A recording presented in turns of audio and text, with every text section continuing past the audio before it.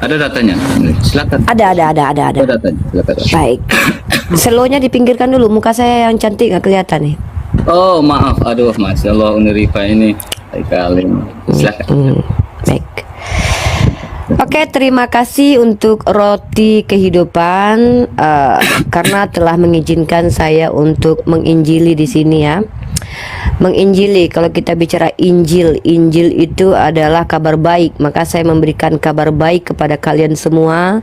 Semoga kalian dipilah, dipulihkan, diremas, dikembalikan ke asal, yaitu fitrahnya sebagai muslim ya. Dan saya membawa tema tentang ajaran pagan. Nah, tapi argumennya begini.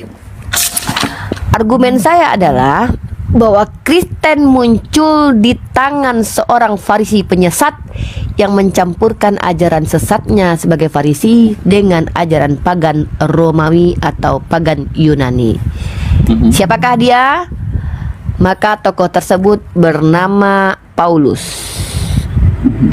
Jadi temanya bisa dua nih. Siapa nabi palsu menurut Yesus, dan bisakah Roti Kehidupan membela Paulus dari argumentasi Unirifa yang mengatakan satu, dia adalah Farisi penyesat, kemudian mencampur baurkan ajaran Farisi sesat yang disumpahi oleh Yesus sebagai ular beludak dengan ajaran pagan Yunani. Nah, itu dia. Jadi saya menuduh ya, ini saya sedang menuduh, dan Roti Kehidupan akan membela kehormatan Paulus di hadapan saya. Kurang lebih seperti itu ya.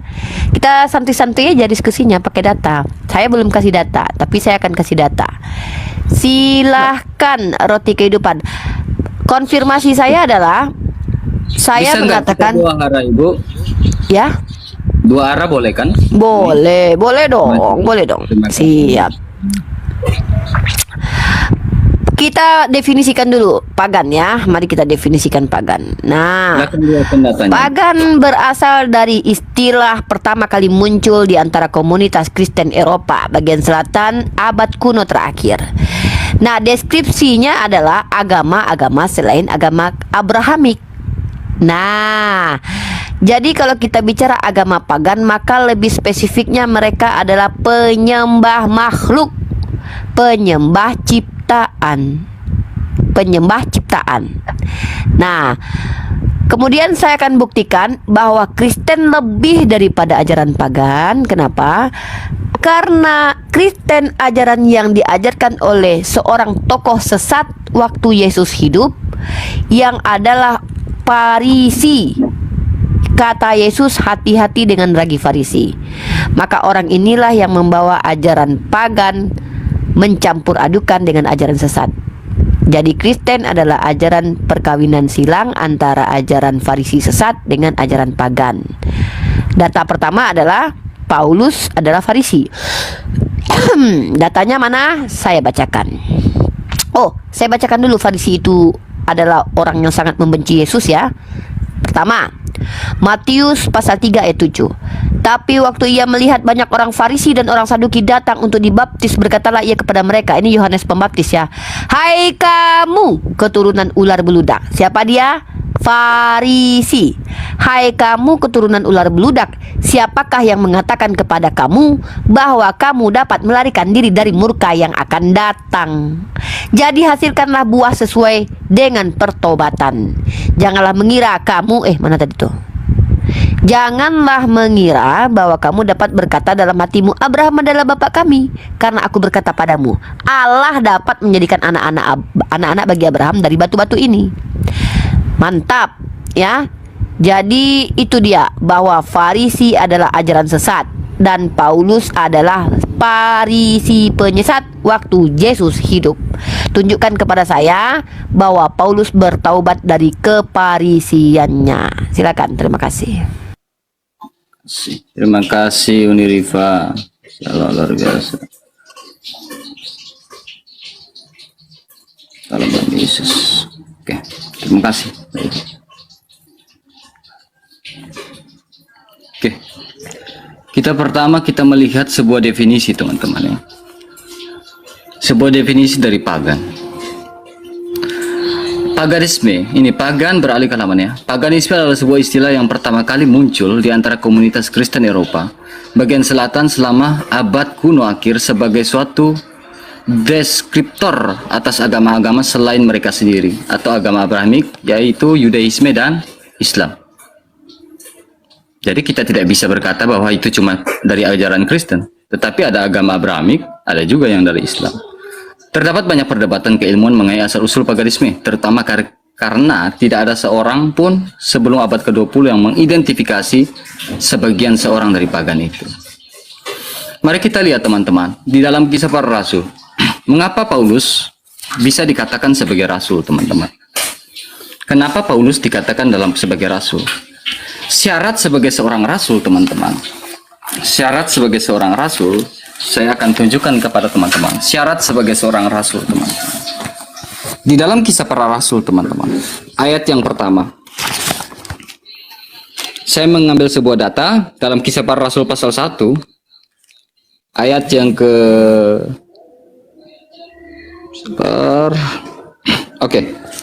dari ayat yang ke-15. Matias dipilih menggantikan Yudas. Nah, kalau kita lihat di bawah, bahwa syarat seorang dari rasul ini adalah orang yang pernah melihat kematian dan kebangkitan dari Yesus Kristus. Sabar, saya lihat dulu datanya. Karena saya tidak biasa untuk berbicara tanpa data ya. Bahkan sudah Matias, oke. Kita memilih jabatan surga, oke. Matias, oke. Ini Matias dipilih. Kita baca dari ayat yang ke-15. Pada hari itu berdirilah Petrus di tengah-tengah saudara yang sedang berkumpul itu, kira-kira 120 orang banyaknya, lalu berkata, "Hai saudara-saudara, haruslah genaplah kitab suci disampaikan oleh Roh Kudus dengan perantaran Daud tentang Yudas, pemimpin orang-orang yang menangkap Yesus itu.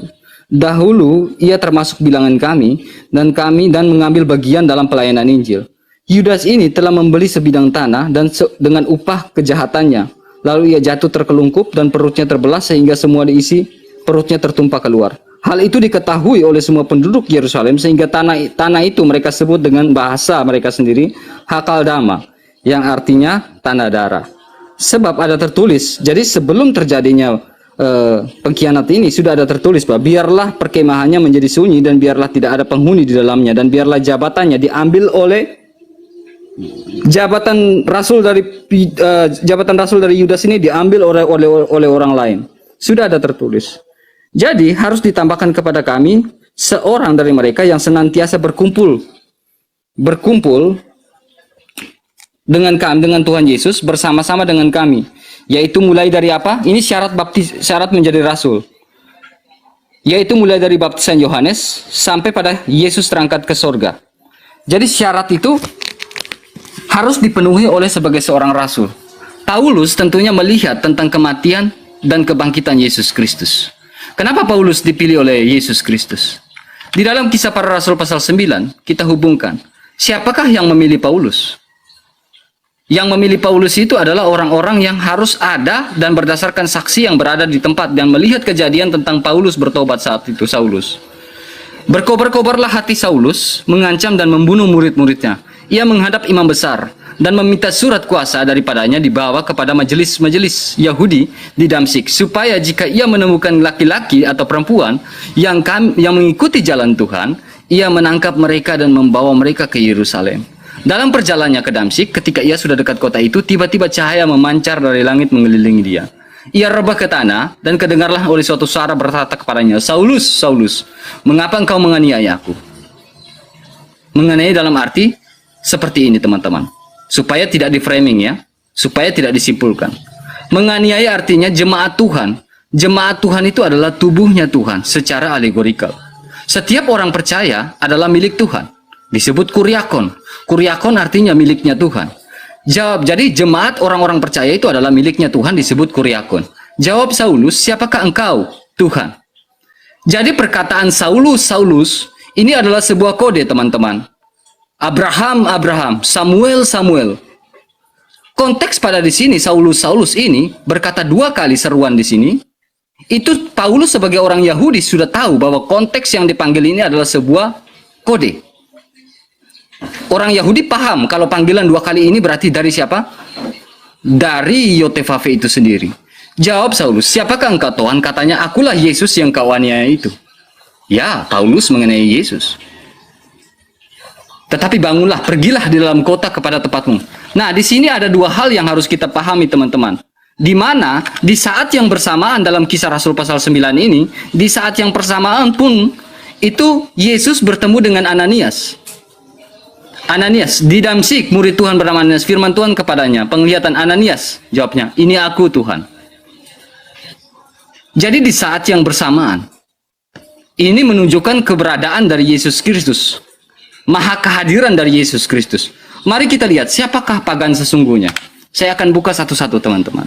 Saya mengambil sumber ini di dalam Sirah Nabawiyah ayat yang ke-73. Mengapa ketika Rasulullah, Muhammad, dan orang dengan ajaran tauhid, orang-orang Quraisy berkata, mengapa ia menjadi Tuhan-Tuhan itu, Tuhan yang satu saja? Sesungguhnya ini benar-benar suatu hal yang sangat mengherankan. QS 5 ayat 5. Orang-orang Arab membuat apa? Membuat tagut-tagut. Mari kita lihat siapakah pagan sesungguhnya? Apakah masih terbawa sampai sekarang? Di samping Ka'bah. Tagut-tagut. Di samping apa tagut-tagut ini? Di samping Ka'bah. Tagut-tagut itu adalah rumah-rumah yang mereka agung-agungkan. Laksana mereka mengagungkan Ka'bah. Tagut-tagut tersebut memiliki penjaga dan pelayan. Diberi apa? Diberi sesajian di samping Ka'bah, seperti Ka'bah. Mereka apa ini? Mereka kebiasaan takwaf di sekelilingnya. Bahkan mereka menyembelih hewan kurban di sampingnya. Dan mereka sangat mengerti keutamaan Ka'bah dan atas tagut-tagut tersebut. Mereka tahu bahwa Ka'bah merupakan rumah Ibrahim, Al-Khalil, dan masjidnya. Ini baru satu poin. Silakan Unrifa, siapakah pagan sesungguhnya? Oke, itu ayat berapa? Kita lihat. Ayat berapa itu? Ini Sirah Nabawiyah. Halaman Iya, 70. bacakan. Sirah Nabawiyah itu mengutip apa? Ibnu Hisham. Hadis atau Al-Quran? Anda nggak paham Sirah Nabawiyah Ya, itu ini, apa? ini. Sirah apa?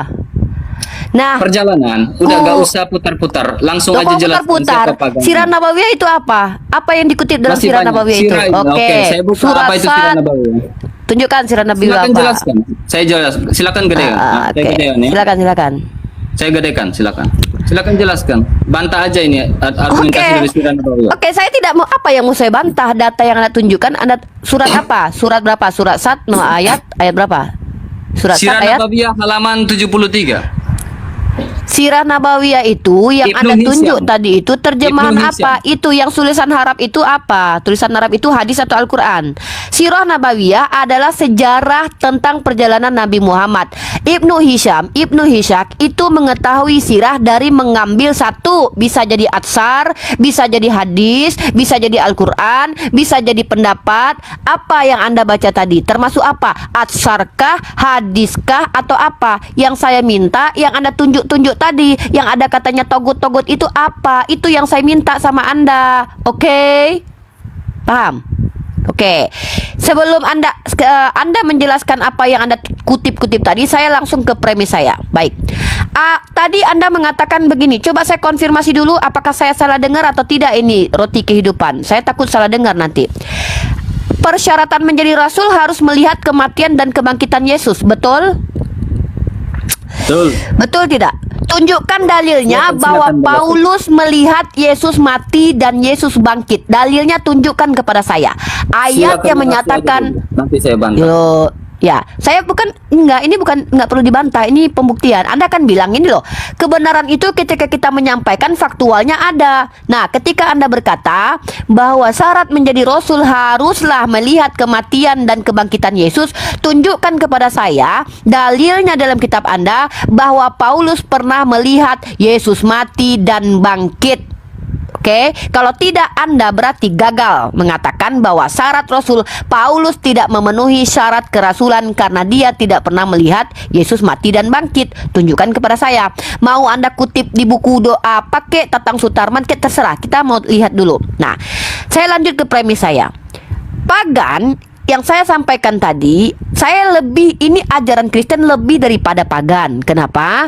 Kalau pagan itu menyembah kepada makhluk, penyembahan kepada selain agama samawi. Tapi kalau Kristen itu pernikahan ajaran sesat Farisi dengan ajaran Yunani. Dari mana Uniriva bisa menyimpulkan seperti itu? Uniriva ini bawa data, tidak pernah asumsi pribadi. Maka Uniriva akan tunjukkan satu. Kalau kamu bisa menunjukkan saya bahwa Paulus pernah bertaubat dari kefarisiannya, maka lunturlah tuduhan bahwa Paulus itu pun masih belum bisa dikatakan luntur ya, karena bisa saja orang pura-pura bertobat. Karena Yesus mengatakan hati-hati dengan ragi Farisi, karena orang Farisi itu ular beludak.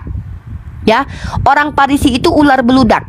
Tiba-tiba kalian mengangkat Rasul dari kalangan Farisi. Nah, mari kita bahas tentang sinkretisme yang diajarkan oleh Paulus. Pertama, saya akan tunjukkan dalam kitab kalian ada ajaran pagan yang ternukil indah dari istilah pagan yang masuk merangsek ke dalam kitab kalian. Dari mana saya tahu? Ini saya tunjukkan kepada kalian datanya.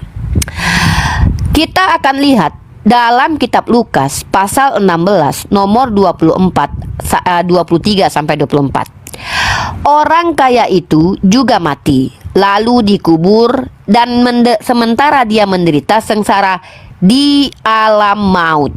Mari kita lihat bahasa asli ayat ini. Apa yang digunakan, istilah alam maut yang digunakan oleh pihak Kristen ketika menjewantahkan alam maut. Kita lihat teks aslinya. Mari kita lihat, saudara-saudara yang terkasih, alam maut adalah 1, 2, 3. Kita klik alam maut ya. Oh, bukan, salah. Kita klik alam maut ya. Kita klik number strongnya 86. Kita lihat bahasa aslinya. Ternyata alam mautnya Kristen adalah Hades. Hades itu siapa, saudara-saudara? Bagaimana mungkin Yesus memberi nama, salah satu nama dewa, untuk alam maut orang Kristen? Inilah ketika ajaran bercampur aduk antara ajaran pagan dengan ajaran Farisi sesat. Hades, bahasa Yunani atau dewa dunia bawah dalam mitologi Yunani. Hades merupakan putra tertua Kronos dan Rhea. Dia bersama saudara-saudaranya mengalahkan para titan dan mengambil alih kekuasaan atas dunia. Zeus, Poseidon, dan Hades melakukan undian untuk menentukan tempat kekuasaan, dan Hades mendapat dunia bawah. Ini sejalan dengan pernyataan kitab Lukas bahwa orang Kristen nanti nerakanya adalah neraka yang dipimpin oleh siapa? Hades, karena nama nerakanya sendiri, alam mautnya bernama Hades. Hades. Bagaimana mungkin Yesus itu yang ajaran samawi membenarkan bahwa nama neraka adalah Hades? Satu poin ya. Satu poin, bahwa ada istilah agama Yunani pagan di dalam kekristenan. Saya masih minta roti kehidupan menunjukkan kepada saya mana bukti kami menyembah togut. Satu, mana bukti umat Islam itu menyembah kepada makhluk, melakukan penyembahan pagan? Ritual pagan mana yang diikuti umat Islam? Ritual pagan yang diikuti oleh Kristen adalah lebih ngeri lagi umat Kristen. Kalau suku Maya, suku Inka, dewa Molok mempersembahkan anak manusia untuk tumbal penebus salah, Kristen karena lebih tinggi kengeriannya daripada pagan Inka dan Molok dan Maya, maka Kristen menumbalkan anak Tuhan. Kalau orang pagan yang zaman dahulu kala itu Molok, suku Maya, suku Inka, masih ada etika sama Tuhan. Yang mending masih dikorbankan anak manusia. Tapi dalam Kristen lebih ngeri lagi, bahwa yang dikorbankan bukan hanya sebatas anak manusia, tapi anak Tuhan yang adalah manusia. Makanya saya katakan ajaran teman-teman Kristen ini lebih mengerikan daripada ajaran pagan dan ajaran Farisi sesat.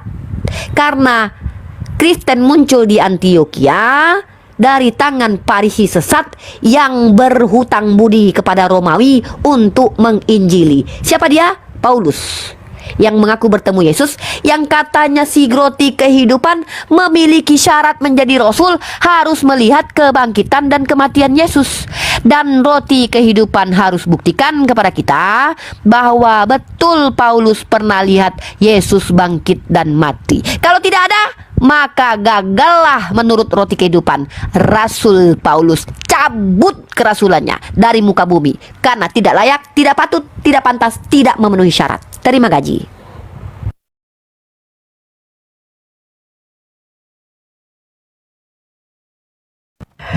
Silakan sistematis. Agak pelan-pelan ya, saya takut ke band. Ini juga lembut-lembut ini. Ini kan, Ya, ini kan sangat Uni kan baik, paling terbaik udah baik Uni. lah. Masya. Oke. Terima kasih. Masya Yesus gitu. Masya Yesus gitu. Masya Yesus. Oke, terima kasih. Uni. Kalau Uni kan Masya Allah. Kalau roti kehidupan Masya Yesus gitu ya. Di Masya Yesus. Ya, aduh, ini terbaik. Oke, terima kasih.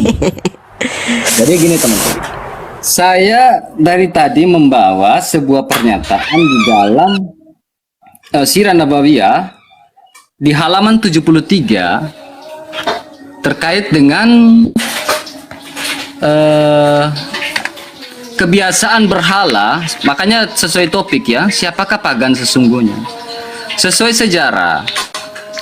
Jadi hal-hal yang sudah berbaur dengan penyembahan berhala sebenarnya saya nggak mau mengapa ya, tapi memang kenyataan sejarah mengatakan bahwa di dalam, maaf agak ribut lagi masak, di dalam Ka'bah pada zaman itu, Ka'bah ini sudah terkontaminasi, saya garis bawahi, terkontaminasi dengan hal-hal yang berbau dengan berhala sampai adanya sesajian di sini, sesajian yang mereka agung-agungkan dan bahkan mereka takwaf di sekelilingnya. Ini Uni Rifa tidak menjelaskan secara detail. Kemudian saya akan bawakan lagi teman-teman karena berbicara soal penumbalan. Uni Rifa membahas dan membawa soal penumbalan. Siapakah yang menumbalkan itu? Siapakah pagan yang sesungguhnya? Apakah di dalam Ka'bah tidak ada dalam sejarah Ka'bah tidak ada penumbalan-penumbalan yang terjadi? Mari kita lihat. Di dalam Ibnu Hisham, Sirah Nabawiyah halaman 108. Nazar Abdul Muthalib untuk menyembelih salah seorang anaknya. Teman-teman di bawah bantu top. Saya bacakan. Ibnu Ishaq berkata, menurut sebagian besar orang dan hanya Allah yang lebih tahu, Abdul Muthalib bernazar tatkala dia mendapatkan apa yang dia dapatkan dari orang-orang Quraisy saat menggali sumur Zam-Zam, bahwa jika ia mempunyai 10 anak dan mereka besar sementara ia mampu melindunginya, ia akan menyembelih salah seorang dari mereka untuk Allah di samping Ka'bah. Ketika anaknya sudah berjumlah 10 dan ia mengetahui bahwa mereka akan mencegah dan menghalanginya, maka ia pun mengumpulkan anak-anaknya untuk menjelaskan nazarnya serta mengajaknya mereka menetapi nazar untuk Allah itu. Mereka menaatinya dan berkata, apa yang semestinya harus kami lakukan? Abdul Muthalib berkata, setiap orang dari kalian mengambil satu dadu lalu menuliskan namanya. Ini dan seterusnya. Kita lihat lagi di sini teman-teman. Langsung dibawa ya. Di sini. Setiap kali dari kalian mengambil satu dadu menulis namanya di atasnya lalu menunjukkan hasilnya kepadaku, mereka mengerjakan apa yang diperintahkan oleh Abdul Muthalib. Lalu mereka menemui bapaknya. Abdul Muthalib membawa mereka ke patung Hubal di dalam Ka'bah. Patung Hubal terletak di atas sumur di dalam Ka'bah. Sumur tersebut adalah tempat dikumpulnya apa yang mereka persembahkan untuk Ka'bah. Jadi siapakah pagan sesungguhnya? Sebenarnya kalau bicara soal konteks, itu kan dulu, sekarang enggak. Tetapi hal yang sudah terkontaminasi dengan hal-hal berhala tentunya itu adalah sebuah kemusyrikan di hadapan Allah. Oke, Unirifa membawa soal Hades. Sebenarnya ini panjang. Saya mengambil sebuah referensi dari sarapan pagi Biblika ya. Ini cukup bagus. Hades alam maut, dunia orang mati, maut. Hades alam maut, dunia orang mati. Kata Hades, dunia orang mati, alam maut berbentuk genitif, nomina maskulin. Dalam Lukas 16 ayat 23. Orang kaya itu juga mati lalu dikuburkan di sementara ia menderita sengsara di alam maut. Ia memandang ke atas dan dari jauh dilihat Abraham dan Lazarus duduk di pangkuannya. Jadi Hades ini adalah sebuah penantian. Maksudnya sebuah penantian adalah seperti apa? Bahwa Abraham dan orang-orang itu menunggu kedatangan Sang Zohir yang hakikat, yaitu Yesus Kristus, yang disebut sebagai anak domba Allah yang mereka sembeli di dalam perjanjian lama. Anak domba Allah yang mereka sembeli di dalam Taurat.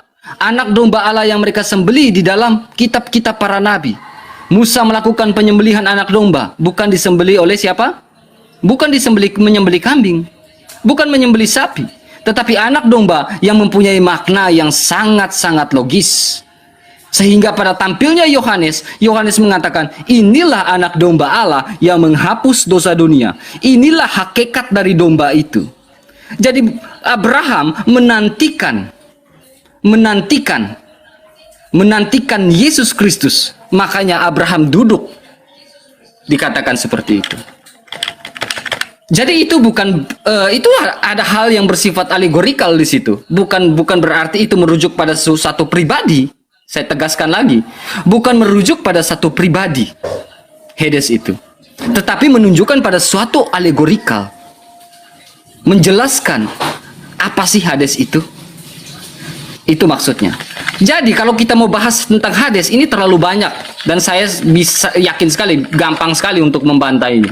Tetapi saya ingin mengejar Unirifa yang belum bisa membahas apa yang saya bahas tadi, siapakah pagan sesungguhnya.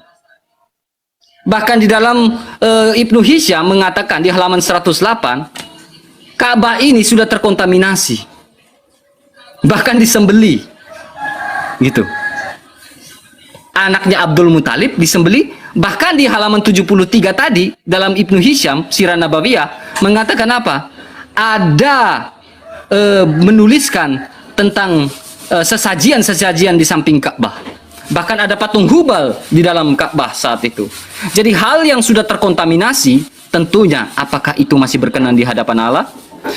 Kemudian, silakan jawab ini. Kemudian berbicara soal Rasul Paulus. Rasul Paulus ini adalah seorang ahli Taurat. Dia seorang yang keluar masuk di dalam mahkamah agama saat itu. Tentunya dia tahu dan dia mendengar, dia melihat apa yang dilakukan oleh Yesus Kristus dan siapakah Yesus Kristus. Sebenarnya hal-hal yang bersifat logis. Bahkan sampai dia memburu jemaat-jemaat Tuhan, berarti dia tahu siapa silsilah dari Yesus Kristus. Itu hal-hal karena dia seorang ahli Taurat. Dia sangat membenci Saulus pada saat itu dengan jemaat-jemaat Tuhan. Makanya jelas dia tahu siapa Yesus Kristus. Makanya dia mengejar itu Yesus gitu. Logikanya seperti itu. Tolong Unirifa, bantai ayat 2 dasar yang saya bahas tadi. Siapakah pagan sesungguhnya? Pagan sesungguhnya terkait masalah penyembelihan ini. Silakan. Oke, tidak ada satupun umat Islam yang menafikan bahwa Mekah sebelumnya adalah orang-orang musyrik menyembah kepada berhala. Betul, itu kenapa Nabi Muhammad diutus untuk menghilangkan kemusyrikan itu. Ya buktikan sekarang sejak kepemimpinan Nabi Muhammad sampai sekarang apakah ada sesajen di Ka'bah? Kami kan bicara Islam. Kalau kamu berbicara tentang Abdul Muthalib, tunjukkan kepada saya waktu Abdul Muthalib melakukan apa yang kamu maksud dalam sirah itu, dia melakukan ritual ala Islam. Tunjukkan kepada saya. Saya ini Islam loh. Abdul Muthalib apakah waktu itu Islam? Tunjukkan datanya kepada saya. Yang dia lakukan itu sesuai dengan ajaran Tuhannya Nabi Muhammad? Tunjukkan kepada saya. Masa kamu tidak membawa premis yang terstruktur ini? Kemudian kamu bilang, ini Kamu bilang anak Abdul Muthalib dikurbankan. Coba sebutkan satu nama anak Abdul Muthalib yang disembelih. Sebutkan namanya. Kamu juga tidak menjawab pertanyaan saya yang adalah argumenmu sendiri, dekku. Kamu bilang syarat untuk menjadi rasul adalah harus melihat kematian dan kebangkitan Yesus. Saya dari tadi minta data. Mana bukti kalau Paulus pernah melihat Yesus mati dan bangkit? Kalau tidak, ganti tadi syarat jadi rasul. Saya mencatat di sini. Menurut Roti Kehidupan, syarat menjadi rasul adalah harus melihat Yesus mati dan bangkit. Di mana dalilnya tertulis Paulus? Pernahkah Paulus bertemu Yesus ketika Yesus hidup, dekku? Tunjukkan dalilnya, sayang.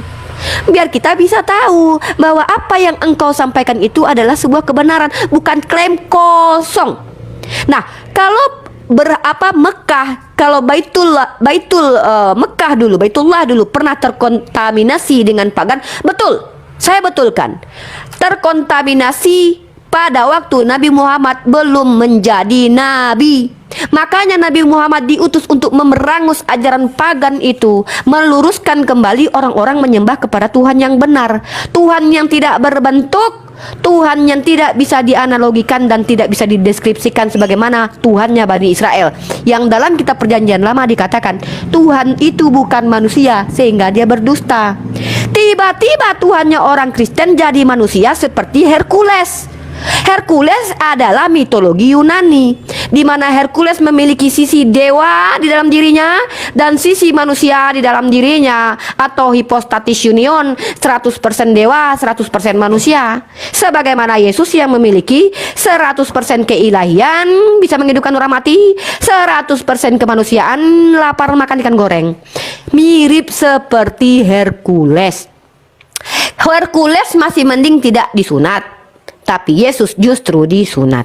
Ini sangat aneh. Tidak pernah ada cerita Tuhannya Bani Israel, agama Samawi itu Tuhannya disunat.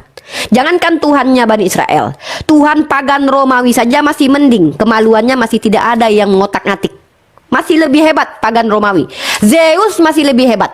Zeus tidak pernah diotak-atik kelaminnya oleh manusia, tapi Tuhannya Kristen bahkan disunat hari ke-8. Lalu ketika kalian menyampaikan kepada kami, Paulus itu kan dipilih Tuhan, dia kan bertemu dengan Tuhan. Dari mana, dekku, wahai dekku yang paling ganteng seluruh alam ini, engkau mampu membuktikan bahwa yang bertemu cahaya terang itu adalah Yesus? Dari mana engkau bisa membuktikan kepada saya? Karena tertulis dalam kitab Anda juga. Saya tunjukkan sebuah data, ya. Ini datanya. Oke, mana datanya? Bentar. Saya tidak membantah ya bahwa memang Ka'bah itu sebelum Nabi kami ada sudah terkontaminasi. Makanya Nabi kami hadir memerangus ajaran pagan.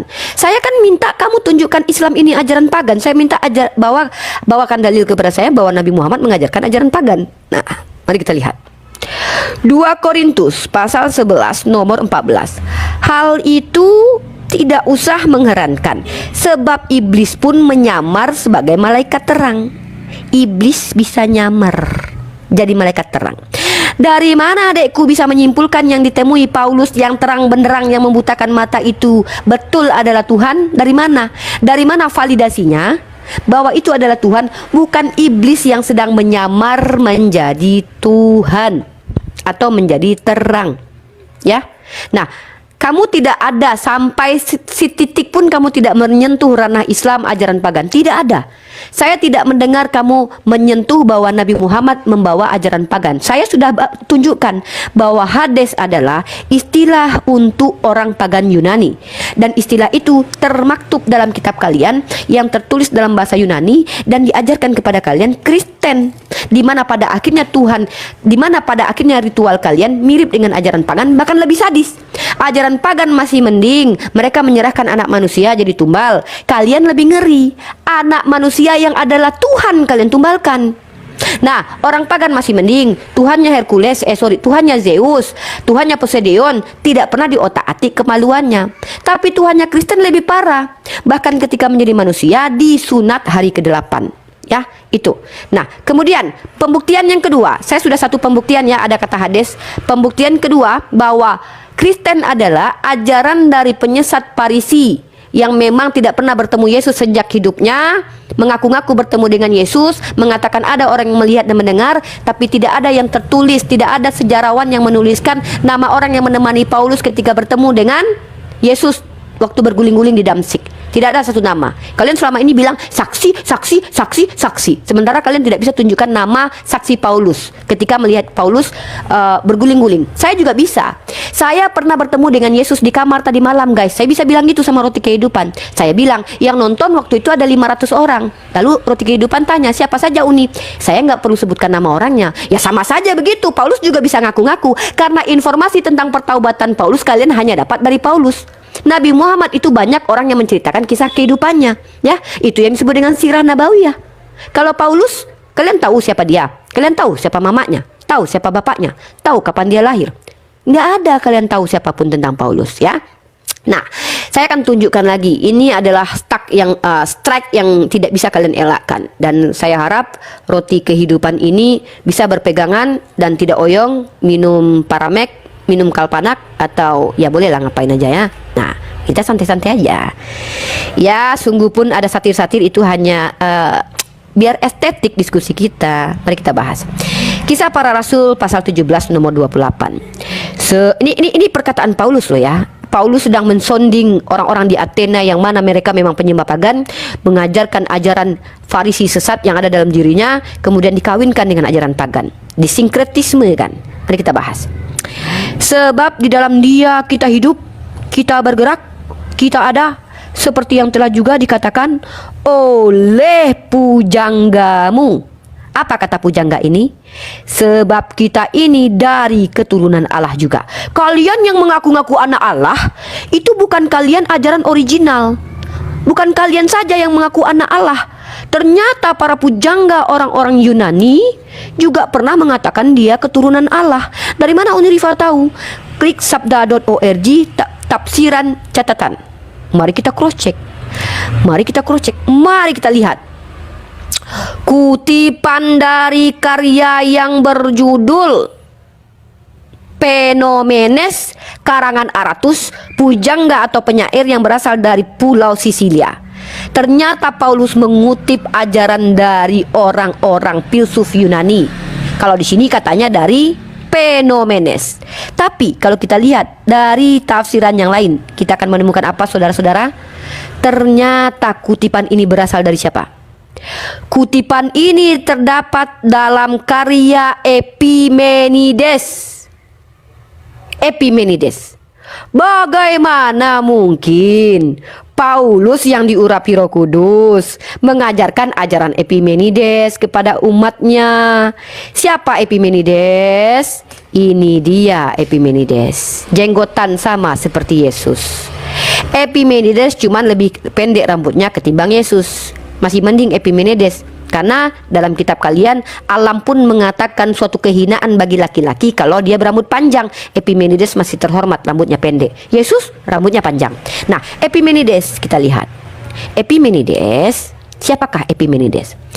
Epimenides dari Knossos atau Kreta atau Yunani, adalah penyair, filsuf, dan juga peramal Yunani. Wow. Abad ke-6 sebelum Yesus hadir ke dunia.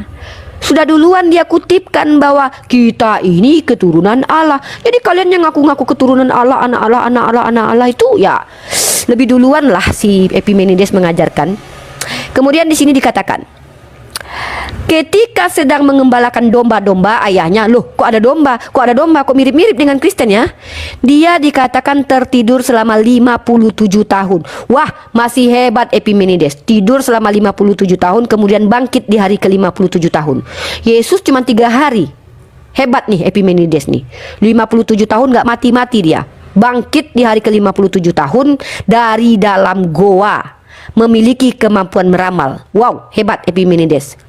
Nah, ini Epimenides ya hebat ya. Kalau Yesus 3 hari. Kalau Epimenides 57 tahun. Tadi kata saya mau tuntut ya, saya sudah jelaskan ya, saya tidak bantah itu ya, bahwa benar dalam istilah Islam sebelum Nabi Muhammad muncul memang penyembahan pagan banyak. Ya, memang banyak, betul. Makanya Nabi Muhammad hadir untuk memberangus ajaran pagan, ya, menghilangkan kemusyrikan. Nah, tadi Ini roti kehidupan kok banyak blunder ya dari tadi dekku. Ini agak kasihan aja.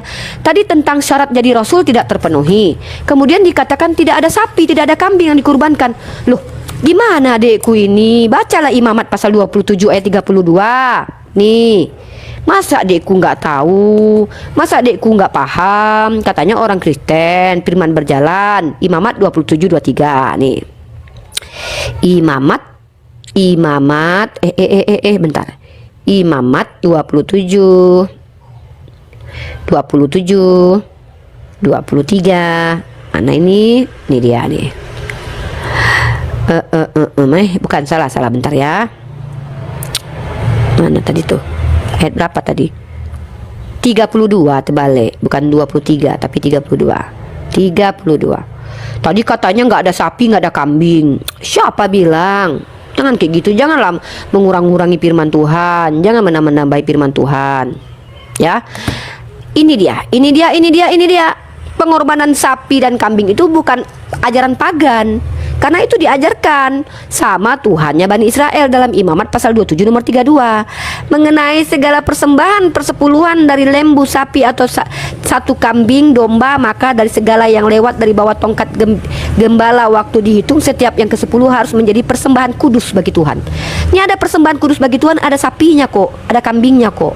Ya, ada relevansi ajaran Islam dengan ajaran orang-orang nabi terdahulu itu ada, ya. Nah, jadi tolong buktikan kalau Islam itu ajaran pagan. Kalau Abdul Muthalib melakukan ritual yang tidak diajarkan Islam, ya betul lah, dia kan bukan Islam. Syariat Islam belum muncul waktu itu.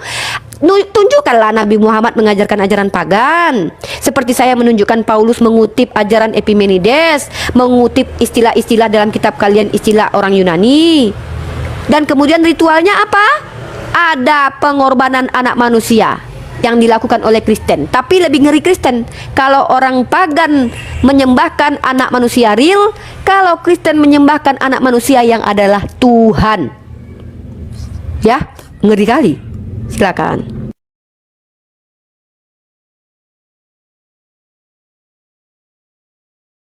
Jadi gini teman-teman ya. Terima kasih Unirifa. Ada beberapa poin yang saya catat terkait dengan pandangan yang disampaikan, yang dilontarkan oleh Unirifa. Tapi kembali lagi pada topik, siapakah pagan? Ya. Jadi, poin pertama yang saya catat dari Unirifa sudah mengaku, terima kasih. Mengaku bahwa Ka'bah itu terkontaminasi, sudah terkontaminasi. Terima kasih sudah mengaku dan sudah jujur. Dan memang hal-hal yang bersifat terkontaminasi dan itu masih terbawa-bawa sampai sekarang. Salah satunya apa? Takwaf mengelilingi batu. Itu masih ada sampai sekarang. Dan Unirifa sudah mengakui itu. Terima kasih atas kejujurannya. Dan yang kedua, Unirifa membahas soal merujuk pada sesuatu yang bersifat paganisme di dalam Ka'bah itu, di dalam seputaran Ka'bah itu. Unirifa mengkonfirmasi.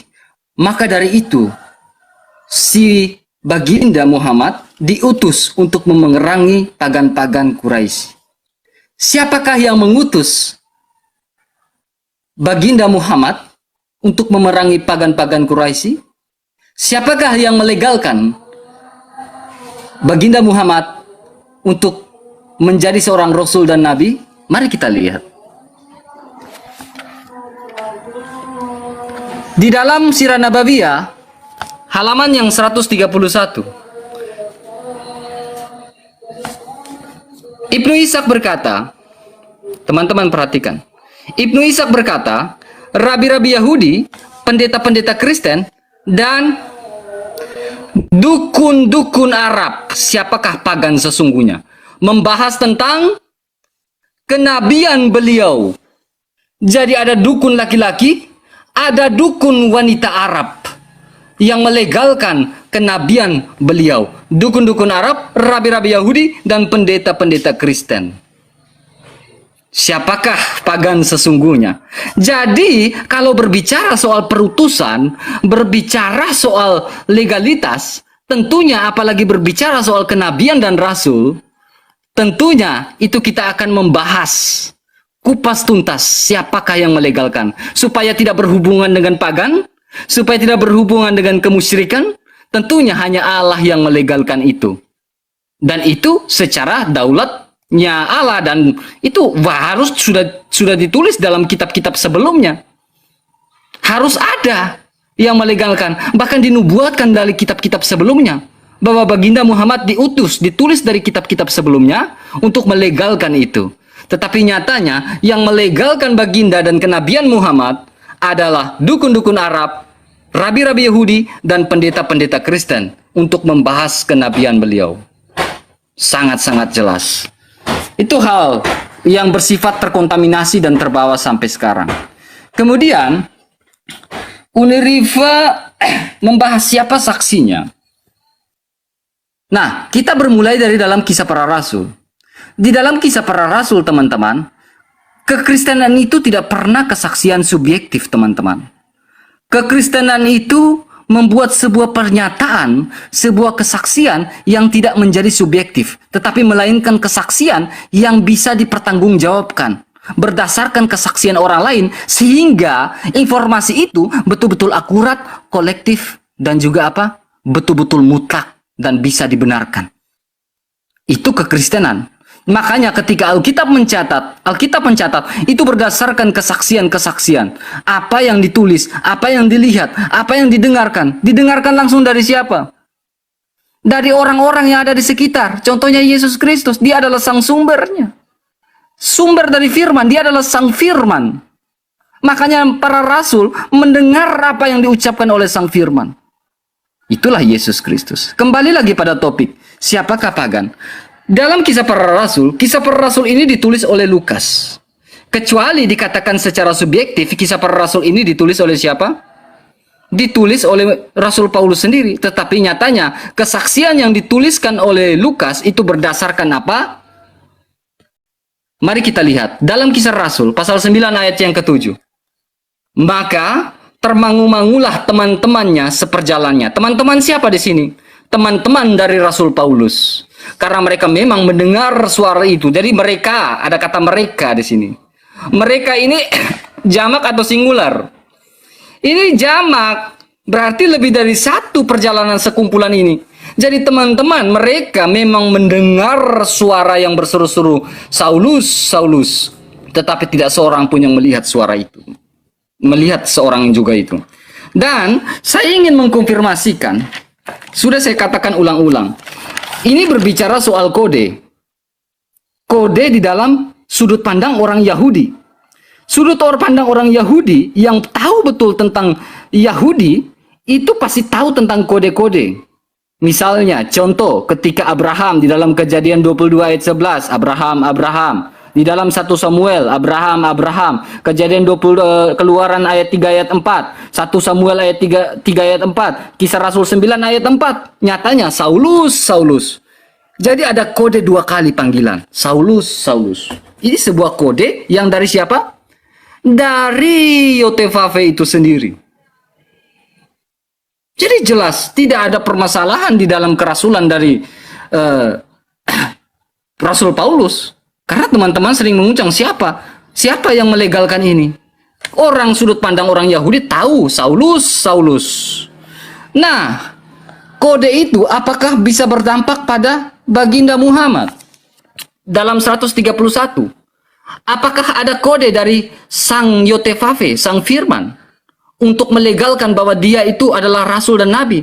Nyatanya tidak. Di dalam Sirah Nabawiyah 131 yang melegalkan baginda Muhammad untuk kenabian dan kerasulannya, kenabian beliau adalah dukun-dukun Arab, rabi-rabi Yahudi, dan pendeta-pendeta Kristen. Jadi siapakah yang melegalkan? Siapakah pagan sesungguhnya?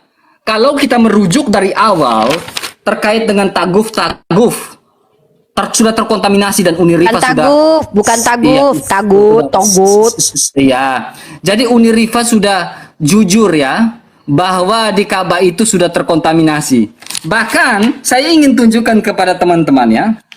Saya ingin tunjukkan kepada teman-teman kebiasaan mereka mengelilingi itu sudah dari dulu, dari zaman-zamannya pagan. Lihat ini teman-teman. Di dalam Sirah Nabawiyah 143. Nah, teman-teman perhatikan.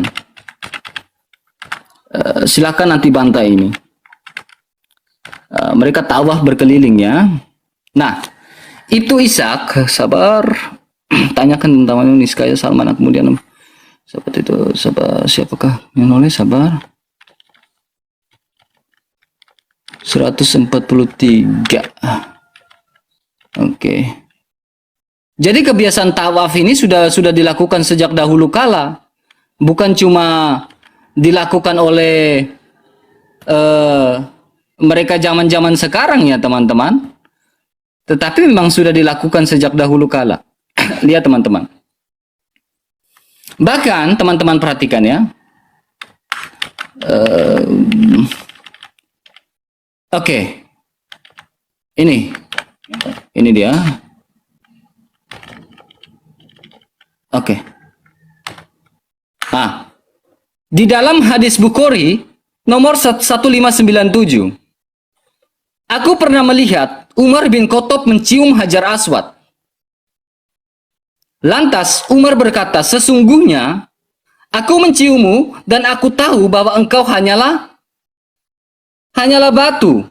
Seandainya aku tidak melihat Rasulullah menciummu, maka aku tentu tidak akan menciummu. Jadi konteks di sini Umar sudah tahu bahwa batu itu tidak mendatangkan mudorot. Tetapi karena Rasulullah sudah mencium, makanya mereka menciumnya. Kenapa demikian? Karena di dalam HR Tirmidzi teman-teman. Di dalam HR Tirmidzi mengatakan Ibnu Abbas berkata, Rasulullah bersabda, demi Allah, Allah mengutus apa? Allah mengutus batu pada hari kiamat. Dan ia memiliki dua mata. Batu ini benda mati atau benda hidup ini?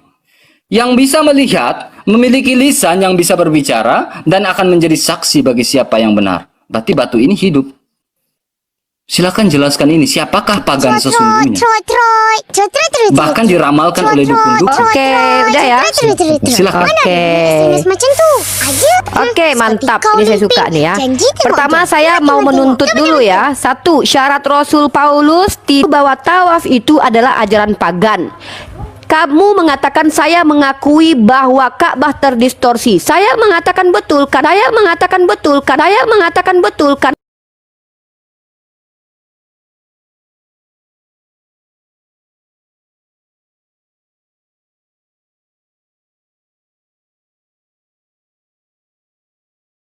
Amru bin Lu'ay meletakkan ajaran pagan atau meletakkan berhala-berhala memang di Ka'bah. Nabi Muhammad datang untuk menghancurkan itu. Lalu Anda bilang, wah Nabi Muhammad mengikuti ajaran pagan. Sungguh terlalu saudaraku ini menuduh ajaran Bani Israel, Nabi Israel adalah ajaran pagan.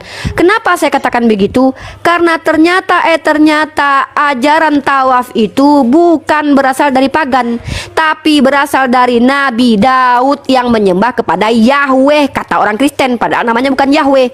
Di mana dalilnya? Di dalam kitab Mazmur pasal 26 ayat nomor 6. Aku membasuh tanganku tanda tak bersalah, lalu berjalan mengelilingi misbahmu ya Tuhan. Kalau kami mengikuti Nabi Muhammad dikatakan pagan, maka kamu harus menerima bahwa Daud ajaran pagan. Dor ya, satu ya, tuduhan. Masa Daud dibilang mengajarkan ajaran pagan dalam PL. Lalu tuduhan yang kedua, bahwa dia mengatakan mencium batu itu ajaran pagan. Wow, ini ajaran Yesaya kok dituduh lagi pagan. Janganlah begitu. Dihancurkan semua ajaran para nabi-nabi perjanjian lama sama si batu kehidupan ini. Kok batu kehidupan, roti kehidupan ini? Yesaya pasal ke-6 nomor 20 nomor 6. Tetapi seorang daripada serafim itu datang mendapatkan aku. Di tangannya ada bara yang diambilnya dengan sepit dari atas misbah.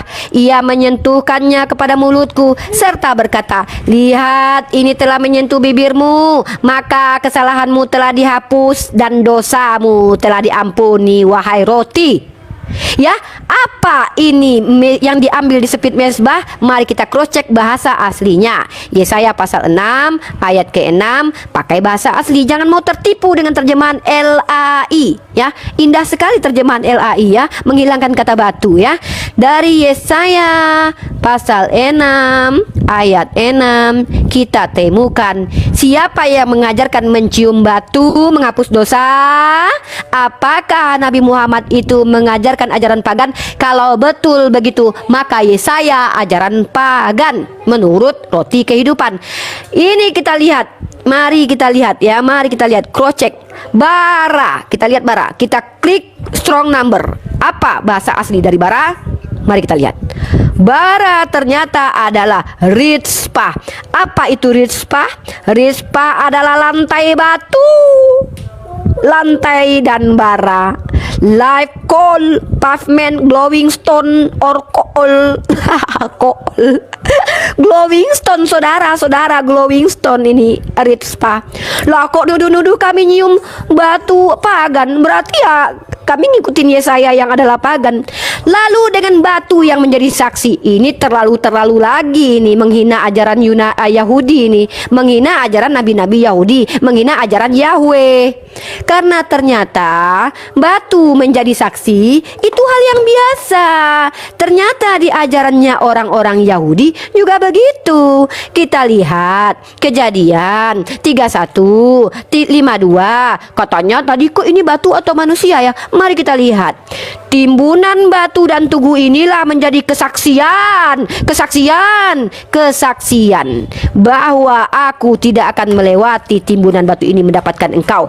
Lalu bagaimana dengan Yosua yang mengatakan batu jadi saksi mendengar firman Tuhan? Mari kita lihat. Markilat, mari kita lihat. Bentar ya. Aduh, kok tega-teganya si roti kehidupan ini mengatakan ajaran Nabi itu ajaran pagan. Tawaf dikatakan ajaran pagan. Aduh. Nah ya. Wah, ini Yosua juga pagan ini berarti nih. Yosua pasal 24 nomor 27. Kata Yosua kepada seluruh bangsa itu, sesungguhnya batu inilah akan menjadi saksi terhadap kita sebab telah didengarnya. Kok batu punya telinga? Kok bisa mendengar firman Tuhan? Kok batu punya telinga? Ini batu atau orang? Ini batu atau orang? Kan begitu, ya kan? Jadi tunjukkanlah saudaraku, sebagaimana saya mampu menunjukkan Paulus mengawinkan ajaran Farisi sesat yang dia ambil dalam dirinya, karena dia memang Farisi sesat sepanjang hidup Yesus, ngaku-ngaku ketemu Yesus, tapi tidak ada saksi, tak ada saksi. Kalau ada tunjukkan satu nama, dan mengatakan bahwa ajaran Epimenides itu ajaran dari Tuhan. Tunjukkan kepada saya bahwa Nabi Muhammad mengajarkan ajaran pagan. Semua premis Anda bukan ajaran pagan, tapi ajaran para nabi Israel. Terima kasih. Habis ini kita closing statement. Saya mau mandi, mau kuliah ya. Makasih. Nanti saya terakhir saya kasih amunisi dor nanti. Lanjut. Suaranya lagi hilang. Iya. Ya. Terima kasih Uniriva. Oke, terima kasih. Jadi teman-teman, gini teman-teman, kita tidak bisa menyamakan, karena ada statement dari Uniriva mengatakan bahwa Ibrahim lah yang mereka sembah sama dengan Abraham yang kita sembah. Bukan kita sembah ya, yang kita kenal. Sangat salah. Mari saya tunjukkan datanya teman-teman. Saya tunjukkan datanya teman-teman. Jangan asal mengklaim bahwa Ibrahimmu sama dengan kami. Ibrahim di dalam Kisah Para Nabi, ini buku dari teman-teman sendiri ya. Kok kebalik ya? Sabar. Buku apa namanya? Sebentar. Sirah Nabawi yang kamu bawa tadi itu judulnya apa? Coba. Sirah Nabawi tadi judulnya apa? Coba. Ibnu Hisham. Sirah Nabawi. Itu dari ya, Ibnu coba Hisham lihatkan ya. Itu. Enggak ya, lihatkan itunya, lihatkan dari sampul. Kisah Para Nabi. Sampulnya.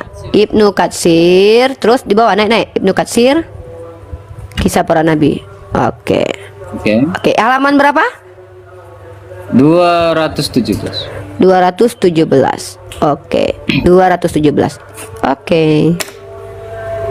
Jadi kita jangan terjebak ya teman-teman di bawah ya, bahwa Ibrahimnya mereka dengan Abrahamnya kita itu berbeda-beda, sangat berbeda.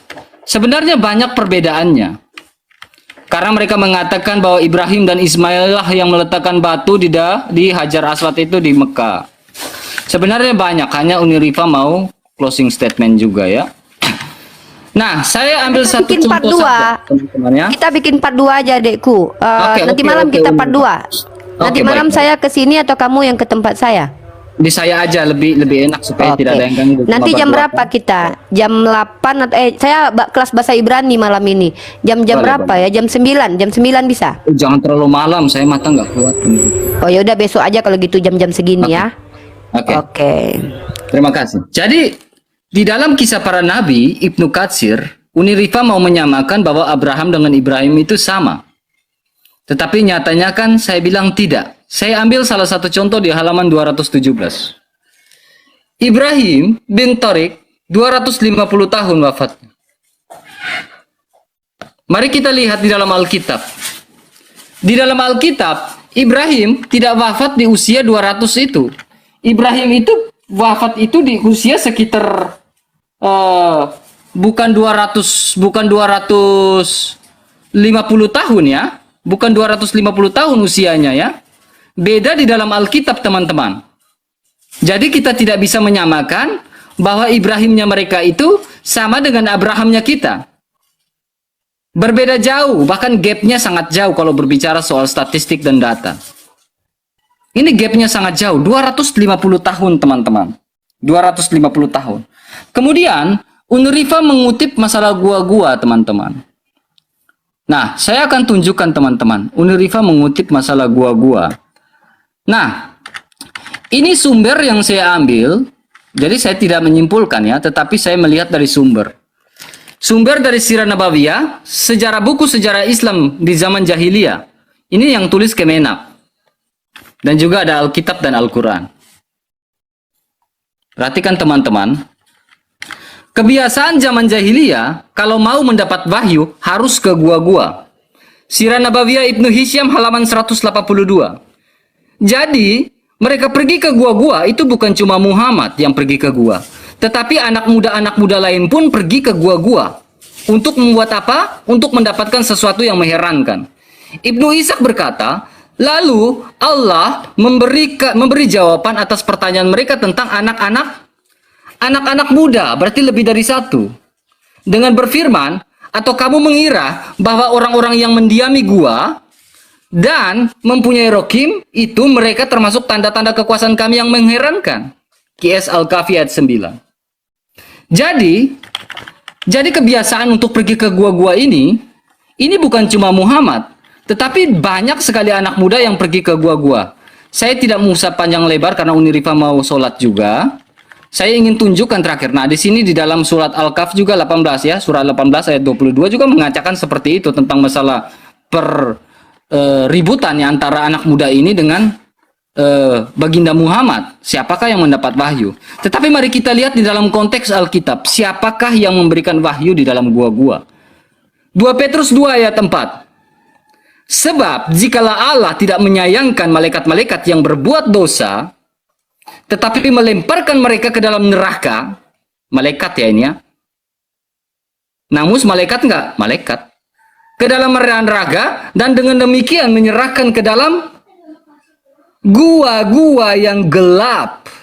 Jadi malaikat-malaikat ini, mereka tinggal di dalam gua-gua yang gelap sesuai keterangan Alkitab, teman-teman.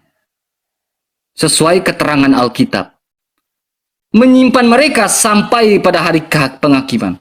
Jadi siapakah malaikat-malaikat yang tinggal di dalam gua ini?